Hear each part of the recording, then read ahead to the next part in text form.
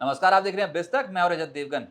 हाहाकार मच गया stock market पे आज के सत्र में। औंधे मुंह लुढ़क गया बाजार और ट्रेडर्स बिल्कुल ऑफ गार्ड हो गए, क्योंकि पिछले कुछ दिनों में लगातार तेजी का सेटअप था। ये तो कल से ही मुनाफा वसूली हावी होनी शुरू हुई है और आज के सत्र में जिस तरीके की बिकवाली थी, कंप्लीटली पैनिक।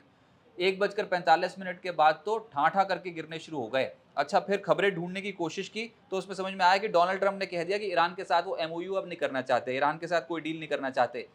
वो बीमार लोग हैं, वो झूठे लोग हैं, ऐसा ईरान के ऊपर आरोप लगा दिया। और पिछले 2 दिनों में जो भी हुआ, पहले ईरान ने कतर के टैंकर पर हमला कर दिया, उसके बाद अमेरिका ने ईरान के 80 ठिकानों को निशाना बना दिया। ये सीज़ फायर के दौरान ही हो रहा है, तो फिर ये सीज़ फायर हो रहा है, नहीं हो रहा है, अभी किसी को समझ में नहीं आ रहा था और उसी के चलते आज बाजार औंधे मुँह लुढ़क गया।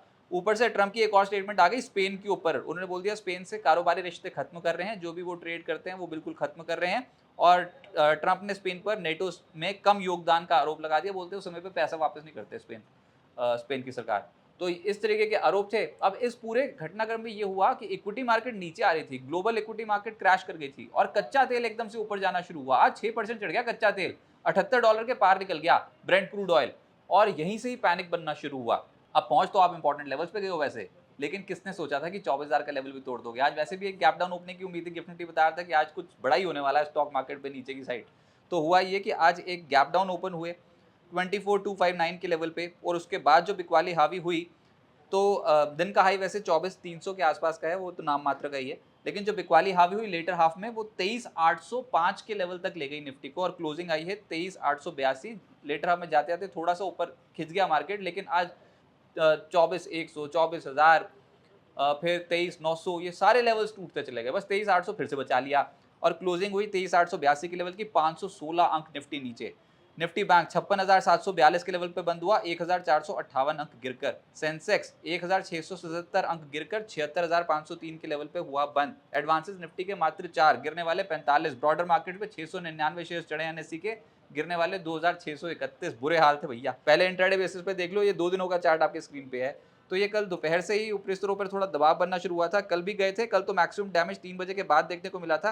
वैसे आपने 24,530 के दर्शन कर लिए थे जुलाई में, लेकिन 24,530 के से लेवल से जो टूटने शुरू हुए हो, 2 दिन में साफ हो गया मार्केट।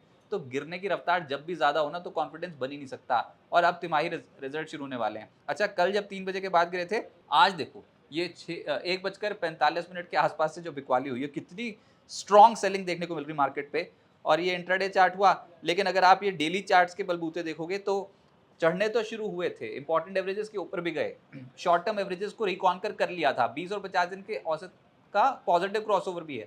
लेकिन एक स्टेटमेंट डोनाल्ड ट्रंप की आती है और बयानबाजी से इतना रिएक्ट हो जाता है मार्केट, कंफ्यूज हो गए ट्रेडर्स, ऊपरी स्तरों पे पोजीशन छोड़ दी और जितने भी जुलाई महीने के गेंस थे वो सारे वाइप आउट हो गए आज एक सिंगल ट्रेडिंग सेशन में। तो हालत नाजुक है, लेकिन देखिए एक स्टेटमेंट पे गिर सकते हैं तो किसी स्टेटमेंट पे चढ़ भी सकते हैं।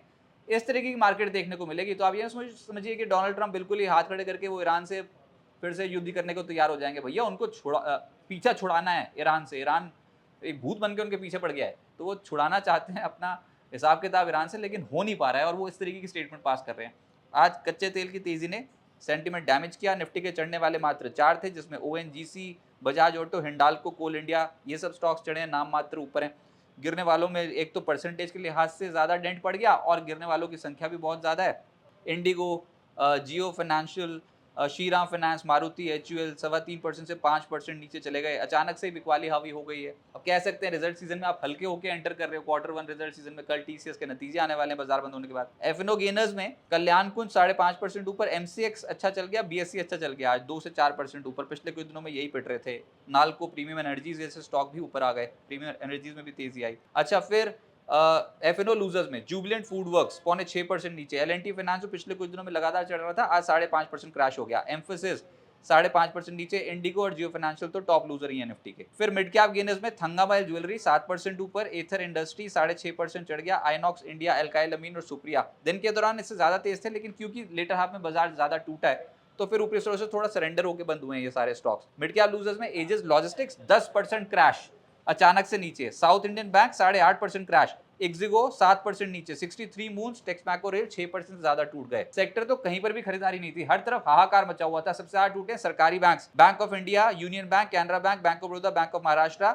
3.25% से 5.5% नीचे। निजी क्षेत्र के बैंक जो रिलेटिवली आउट परफॉर्म कर रहे थे पिछले कुछ दिनों में, अब सरेंडर कर रहे हैं। आरबीएल बैंक, बंधन bank, IDFC first bank, Kotak bank, ये सब स्टॉक्स 3% से 4% नीचे। और एचडीएफसी बैंक तो बेचारा इसी हफ्ते ही ब्रेकआउट देके आया था, ब्रेकआउट फेल होके ये 2.5% नीचे आ गया। एफएमसीजी में Dabur, HUL, Tata consumer, ITC, Emami की बोलती बंद, 2.5% से 4.5% नीचे। फाइनेंशियल्स में जियो फाइनेंशियल, श्रीराम फाइनेंस, चोला फाइनेंस, मैक्स फाइनेंशियल और एसबीआई कार्ड 3% से 5% नीचे। तेल गैस में बिकवाली थी। ऑयल मार्केटिंग कंपनीज में एचपीसीएल, बीपीसीएल 3.25% से 4.5% नीचे गए।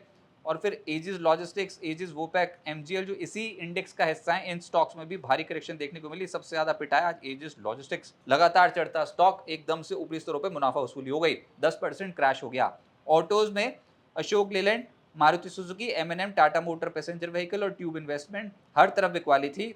और रियल एस्टेट स्टॉक्स जो पिछले कुछ दिनों में कंप्लीटली आउट परफॉर्म कर रहे थे, आज ऊपरी स्तरों पे मुनाफा वसूली की चपेट में आ गए। ABREL, Brigade, DLF, Phoenix limited, Godrej properties, कहीं छुपने की जगह नहीं, सब 2.5% से 3.25% नीचे। अब आगे क्या होगा देखिए, यूएस और ईरान के बीच में तनाव बढ़ा, उसके चलते बाजार में एकदम से पैनिक सेलिंग हुई और किसी को उम्मीद नहीं थी कि सीज फायर के दौरान ऐसी दोनों देश आपस में हरकतें करेंगे। अब किसने किस पे हमला किया हम तो यहाँ पर बैठ के नहीं बता सकते, लेकिन विजुअल जो आ रहे थे वो चौंकाने वाले थे, हैरान करने वाले थे और उसी के चलते खलबली मच गई मार्केट में।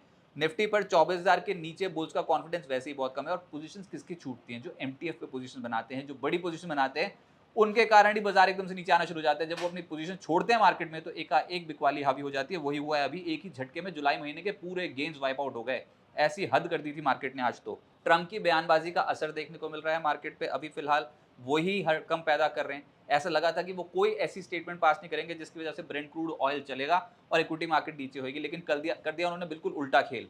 ब्रेंट क्रूड ऑयल चलना शुरू हुआ और वो $78 के लेवल के ऊपर निकल गया, जिसकी किसी को उम्मीद नहीं थी, और इक्विटी मार्केट ग्लोबली क्रैश कर गई। तो खेल तो बड़ा कर दिया। बीएसई कंपनियों का मार्केट कैप 9 लाख करोड़ रुपए एक सिंगल ट्रेडिंग सेशन में साफ हो गया। तो नुकसान तो हो गया। अब आएंगे Q1 नतीजे। कल बाजार बंद होने के बाद टीसीएस के नतीजों पे फोकस है और बाजार हिचकोले खाएगा। सरेंडर तो क्या ही करेंगे, जो करना था वो कर दिया। ऊपर से 24,530 के लेवल से टूट के 23,823,900 के दर्शन कर रहे हो, कोई कम है? पहले ही मुनाफा वसूली हो गई रिजल्ट सीजन में। तो कल टीसीएस के नतीजे देखते हैं क्या करते हैं। उसके बाद फिर अगले हफ्ते तो और भी बड़ी कंपनियों के नतीजे आएंगे ना। तो अभी यहाँ से लेकर अब रिजल्ट सीजन पर फोकस चला जाएगा ट्रेडर्स का, इन्वेस्टर्स का।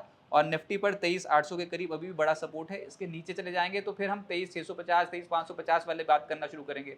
डीपली नीचे नहीं जाएंगे अनलेस एंड अनटिल कोई वाकई युद्ध शुरू हो जाए। तो लग नहीं रहा युद्ध शुरू होगा, ये बयानबाजी है। निफ्टी पर 24,050, 24,150 का तगड़ा रेजिस्टेंस है। अभी के तौर पे तो ये नापार होता, अभी के तौर पे तो ये बहुत मुश्किल है ये लेवल अब पार करना। और जो छोड़ा है ऊपर 24,500 वाला लेवल, वो तो छोड़ ही आए। यहाँ तो टोटका कर रखा है। डोनाल्ड ट्रम्प हमेशा 24,400 के लेवल पे आके कुछ ऐसी बात कर जाते हैं जो बाजार को बिल्कुल कंफ्यूज कर जाती है, तनाव बाजार में क्रिएट कर देती है, पैनिक क्रिएट कर देती है। लेकिन लोअर लेवल्स पे जब बाजार नीचे आए तब तक कुछ पॉजिटिव डेवलपमेंट्स भी होनी शुरू हुई हैं। तो फिर हिम्मत नहीं हारनी चाहिए, धैर्य रखें। मैं फिर कह रहा हूँ, अगर एक स्टेटमेंट के बलबूते बाजार क्रैश हो सकता है तो कोई ऐसी स्टेटमेंट भी आ सकती है, खासतौर से डोनाल्ड ट्रंप की ओर से, जो कि उनकी कंट्री फीफा वर्ल्ड कप हार चुकी है। उसके बाद क्या पता मूड खराब हो, तो उनकी तरफ से जब मूड सुधरेगा उनका तो अच्छी अच्छी बातें करना भी शुरू कर देंगे, तो फिर बाजार रिकवर भी करना शुरू कर सकता है। लेकिन जिस रफ्तार से नीचे गए हो ना, उसने सेंटीमेंट तोड़ा, बुल्स की कमर तोड़ी और बाजार में एकदम से आज बड़ी पोजीशंस छूटी, जिसकी वजह से ये लेवल्स देखने को मिल रहे हैं। तो हड़कंप मच गया था, लेकिन ऐसा लग रहा है कि लोअर लेवल से खरीदारी का सेटअप फिर से बनता हुआ नजर आएगा। हालांकि वक्त थोड़ा ज़्यादा लगेगा, पेशेंस रखें, धैर्य रखें।